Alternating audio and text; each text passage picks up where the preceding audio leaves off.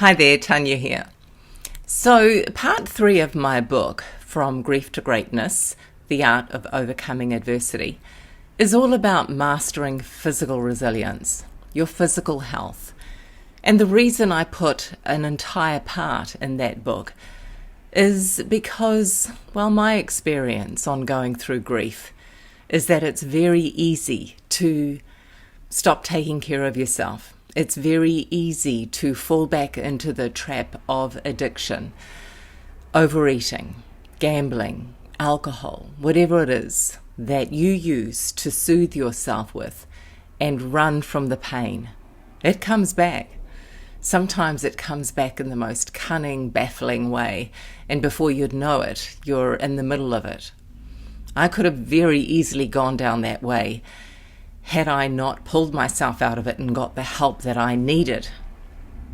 Grief is a funny thing. You know, it's like a tsunami, isn't it, of ups and downs, and the pain, it comes in such strong waves. But the good thing about it is that in between each wave, the gap is further apart and it's not as intense. So part 3 of the book, I talk a lot about self-care as well, knowing your worth, knowing that your health is your wealth.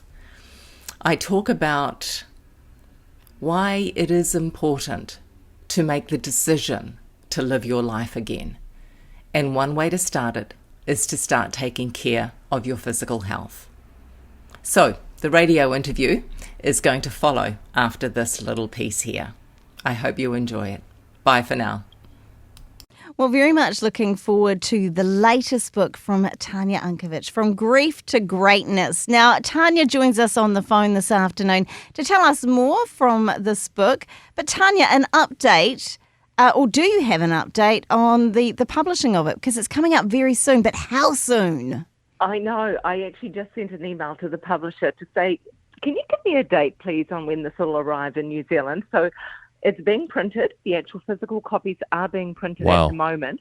So I believe it'll be available on Amazon well before it gets to New Zealand. Right. So hopefully it won't take too long. But I'm looking at the PDF of it right now as we speak. Okay, so I know what it's going to look like. The ink is still drying, and Yes. and it's not a rumour. It's definitely being printed, and well, the books will be here probably not as fast as you'd like it, but they're on their way shortly, right? Yes, they are, which is exciting. Yes.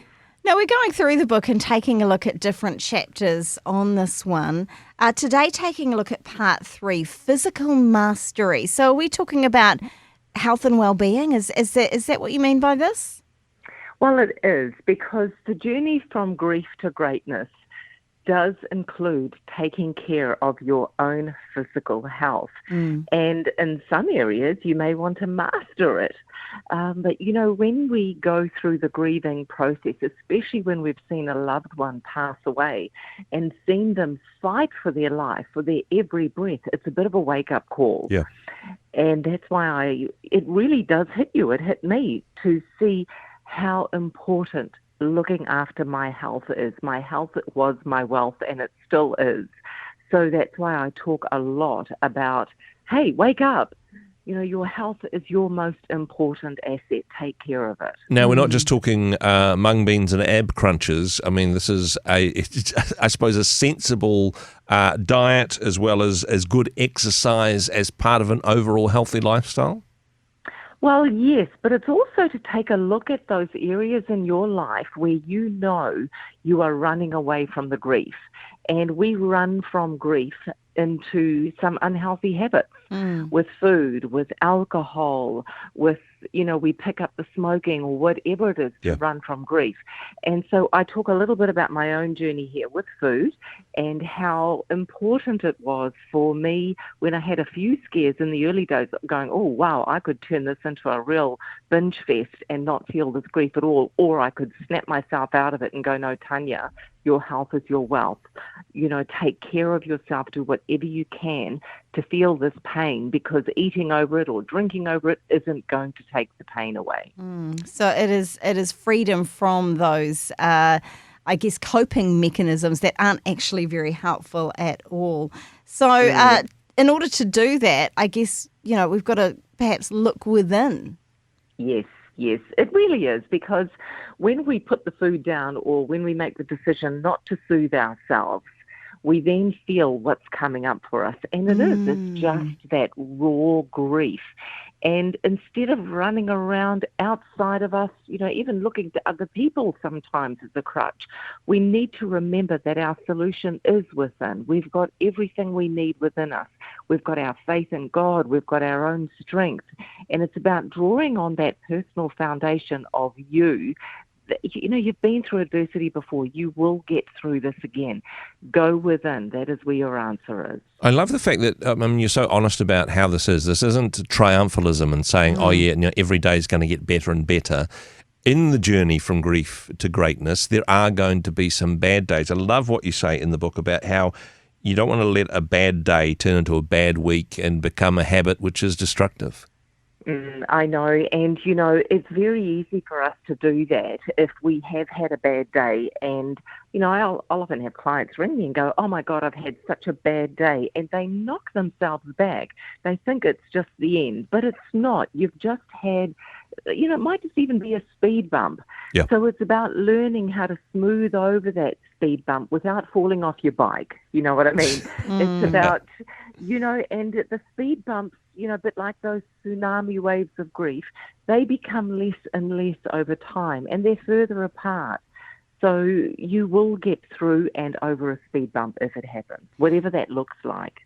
Now, often when it comes to our own care, our care of ourselves, we can feel a little guilty of this. Oh, shouldn't I be looking after others? Oh, is it really that important? I mean, you can feel a little selfish in it, but I suspect you'd say, actually, no, this is really important. Well, I often ask my clients, the question, so what part of self-care is wrong? Why do you carry guilt about taking care of yourself? And then when they go, oh, actually, I don't know. So often it's, well, what will someone else think if they see that I'm taking care of myself, or, going for really therapeutic massages or whatever it is that you do to take care of yourself. A leader cannot lead from an empty vessel. We must fill up our own tank before we can turn around and give back to others. So change that story in your head, and it's always the guilt thing that comes up. So get rid of guilt. Now, also, I mean, often when it comes to our own well-being and health, it's about getting up and moving. And that probably just needs to start like today, right? Yes. The best thing that I used to do when the grief would hit me is I would just get out and walk. So I'm not shy to say that I probably walked too much in those early days, but it was better than feeling that dark grief.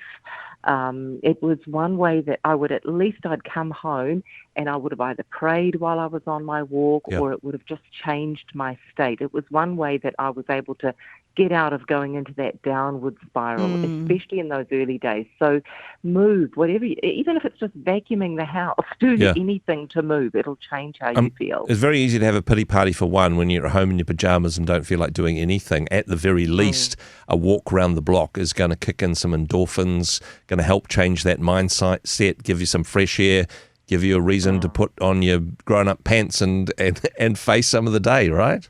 Oh, yes. Look, there's no better remedy than going into nature, I find, to immediately change how you feel. That was my experience, and I know my clients say the same.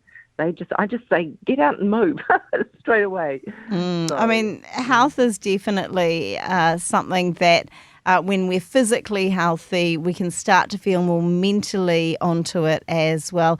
Tanya, this is such a good place to go when it comes to looking after ourselves and, moving towards greatness, I guess you could say. I really look forward to what you've got to say with the rest of the book as well. And we'll be taking a look at part 4 next week. Okay, my pleasure. Tanya, have a great weekend. Thanks for being on the show. Thank you. You too. Bye.